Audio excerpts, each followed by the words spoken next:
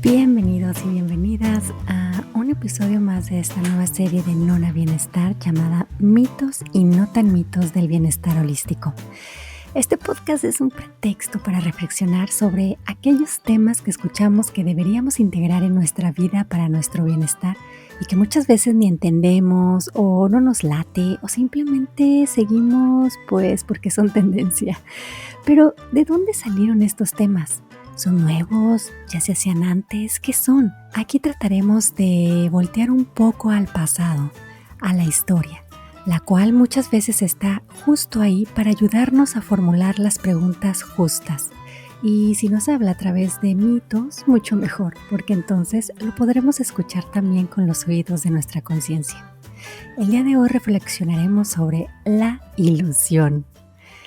El estudio por la riqueza y profundidad de lo que se aprende al leerlo y la convivencia al permitir vislumbrar que no estamos solos en nuestra búsqueda y que si bien no hay experto que haya encontrado una respuesta plenamente satisfactoria, conversar sobre el asunto resulta simplemente fascinante. David Hume. La palabra ilusión puede tener muchísimos significados. Sin embargo, hay dos líneas que los filósofos y científicos han desarrollado durante el tiempo. El primer significado viene de la ficción y el autoengaño, como los espejismos, la alucinación, el delirio. La segunda es la aspiración y el anhelo, como el deseo, los ideales, la esperanza.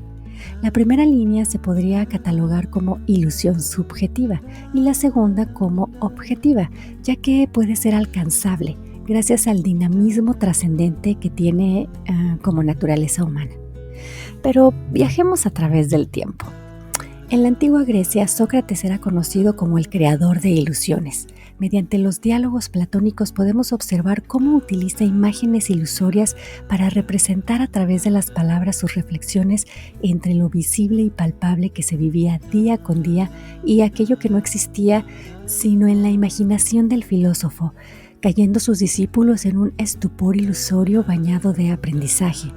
Pero ¿acaso esas ideas eran totalmente abrazadas como reales y la humanidad las compró como propias? Cito nuevamente a Aristóteles y su Poética, en donde expone las partes de la ficción, en donde la acción se desprende del carácter del personaje y no al revés. Entonces, el ser humano como tal es el que crea la realidad en la que habita. Sin embargo, siempre ha existido la necesidad de crear un más allá, un mundo intangible en el que solo se accede a través de nuestra mente y las proyecciones de esta. Pero viajemos ahora a los 1800. El filósofo alemán Ludwig Feuerbach cuestionó la existencia de la religión y de Dios al exponer que el concepto ilusorio de la divinidad no era más que la proyección de la conciencia propia del ser humano, en donde Dios es una creación del hombre y una proyección ultraterrena de su propia existencia. Esta idea permeó en futuros filósofos, científicos e incluso economistas, como fue el caso de los filósofos y politólogos alemanes Friedrich Engels y Karl Marx. Ambos afirmaban que la divinidad era la conciencia y el sentimiento que de sí mismo tiene el hombre, que o bien no se ha conquistado a sí mismo o ya se ha perdido, y cuanta más realidad pone el hombre en Dios, tanto menos la conserva en sí. Es en este proceso en que reside el condicionamiento o limitación del ser humano, en donde se pierde en un otro como proyección de sí mismo. Y por esas mismas fechas también andaba por ahí el austríaco neurólogo y fundador del psicoanálisis Sigmund Freud, quien en su obra El porvenir de la ilusión describe cómo hay dos formas de control del ser humano, en donde se somete su voluntad social y su voluntad frente a las fuerzas de la naturaleza. La primera forma de control es la ejercida por los líderes de cada región, en donde se siembran los valores mentales a través de leyes o prohibiciones, lo cual garantizan estabilidad de la sociedad, pero al mismo tiempo producen inconvenientes, privaciones y frustraciones. Por otra parte, está la segunda forma de control ejercida en los ideales culturales a través del arte, la ciencia, pero sobre todo las ideas religiosas o ilusiones. Esta forma de control, expone Freud, no solo procura calmar nuestra ansiedad ante las fuerzas incontrolables de la naturaleza, sino que le dan credibilidad a los sistemas éticos y morales asociándolos a la voluntad del Creador, Dios o la divinidad. Freud habla de la ilusión como la realización de los deseos más antiguos, intensos y apremiantes de la humanidad. Y cito: los deseos crean ilusiones, y aunque la concreción de los deseos como una forma de construcción no desvirtúa la posibilidad de la veracidad, tampoco constituyen una prueba de ella. Así pues, calificamos de ilusión una creencia cuando ésta se crea por el impulso, la satisfacción de un deseo que se separa de su relación con la realidad, igual que la ilusión se abstiene de toda garantía real. Por lo anterior, todas estas ideas sobre la ilusión y la religión empezaron a ser reemplazadas por las ideas científicas, ya que éstas pueden ser comprobadas a través de métodos que hacen que el ser humano tenga en sus manos elementos tangibles y no creaciones manifestadas dentro de su cabeza. Así es como el filósofo también alemán Ernest Tugendhat afirma que la necesidad de creer en lo ilusorio no es un fenómeno cultural, como afirmaba Freud, sino también antropológico, ya que echa raíces en la estructura del ser humano. Para un ser de nuestro tiempo no es posible satisfacer esa necesidad sin el autoengaño.